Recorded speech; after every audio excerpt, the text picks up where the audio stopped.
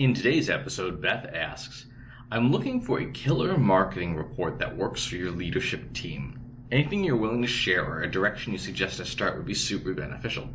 So this is a design thinking problem. This is a design problem in the sense of how do you serve your customers' needs? Because in this case, your leadership team, your manager, their manager, and so on and so forth are the customers for your report.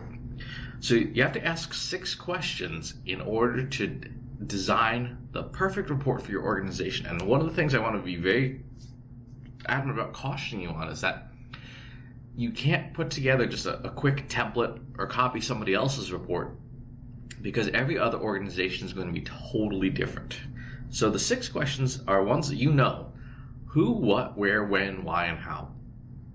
And you have to go and interview each of the people on the leadership team that will be consuming your report and ask them individually, separately, what they need. So who's the report for? Is it the CMO? Is it the CEO? Is it your manager? Is it a VP? Whoever needs that, right? What are they held accountable for? What are their KPIs? The easiest way to make a report that nobody reads is filling it with information that is not connected to what they are held accountable for. If your boss, if your manager, if the CMO is being held accountable for lead generation, and you present a report on website traffic, they're not going to be very interested in it.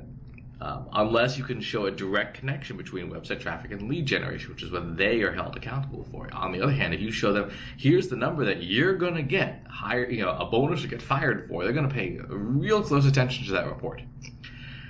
If it's super relevant, they're going to ask how often they can have it, right? So that is the when question. When do you need this thing? Is it before QBR, quarterly board review? Is it monthly? Is your boss going to ask you for your numbers every day?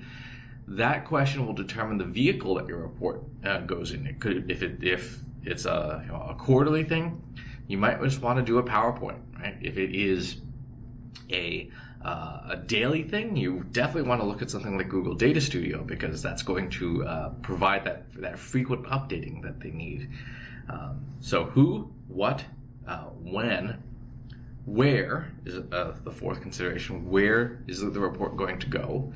And again, that has some consideration. If your boss takes their report and forwards it up to their boss, and so on and so forth, that also lends some consideration to what other metrics should be in that report. Your boss may have KPIs of lead generation, right? Their boss may have P&L requirements. Here's how much revenue the company made. Ideally, in an ideal organization, every level of the organization gets its own report.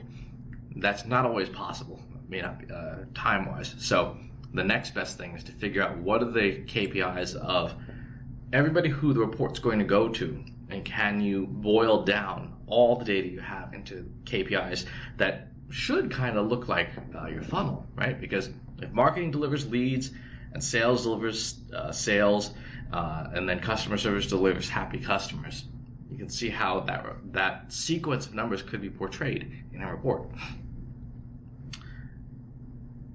The 5th question to ask your stakeholders is why. Why does any one given number matter? And again, that's going back to what are their KPIs. If they don't know, which happens in larger organizations, if they don't know, then again, you have to go up a level and up a level until you find somebody who has a number as part of their job. If nobody does, I'd say it's probably time to update your LinkedIn profile, because that organization's in a whole bucket of trouble.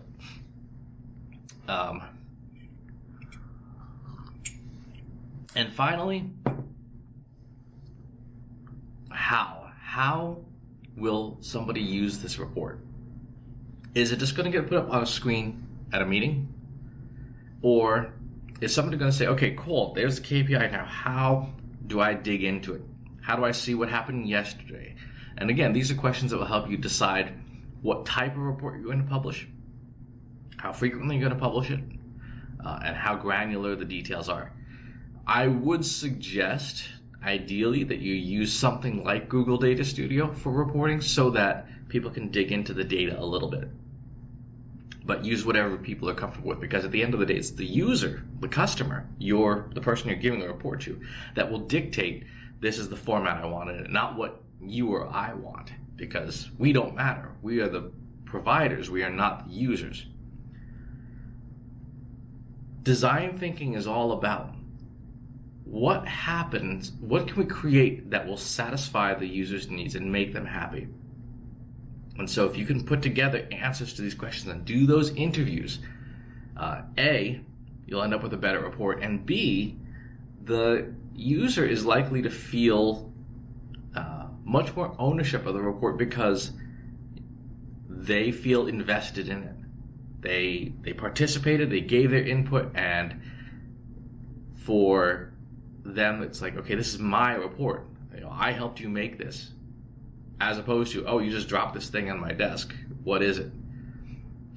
It also drastically shortens the amount of revision time for a report, because if you just make something up and drop it on the desk, your stakeholder is going to be like, what is this? Oh, explain it to me. What does this mean? Why is this here? You never have to do that if they're the ones providing you the data, right? They ask for website traffic and email form fills and webinar stuff, and you coach them as best you can to say, is that a KPI you're going to be held accountable for? Is this something that is part of your job? And when it's done, it should be a distilled down product of, hey, these are only the things that matter for your bonus. And you say that to them, or they should hopefully realize that. And the revision time, the explanation time should be much, much shorter. So, great question, Beth. Important question. Super important, because you need to get them to feel like everything in the report is their idea. And then they'll be happy with that report, and you won't have to ever change it until that person moves positions or whatever. So, as always, please leave comments below, subscribe to the YouTube channel and to the newsletter. I'll talk to you soon. Want help solving your company's data, analytics, and digital marketing problems? Visit trustinsights.ai today and let us know how we can help you.